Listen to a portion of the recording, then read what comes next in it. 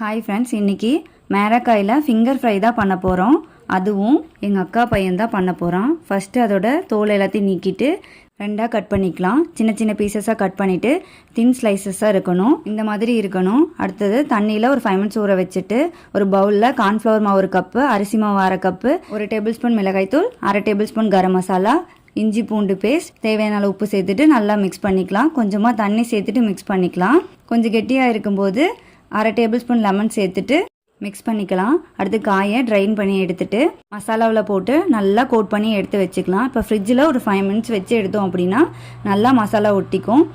அடுத்ததாக கடாயில் தேவையான அளவு எண்ணெய் ஊற்றிக்கலாம். எண்ணெய் காஞ்சதும் இப்போ ஒரு பீசஸாக இந்த மாதிரி தனித்தனியாக போட்டுக்கணும். ஒன்று மேலே ஒன்று இல்லாத மாதிரி போட்டுட்டு நல்லா டீப் ஃப்ரை பண்ணி எடுக்கணும். மொறுன்னு இருக்கணும். இந்த ஸ்டேஜில் எடுத்தால் மேரக்காய் ஃபிங்கர் ஃப்ரை ரெடி.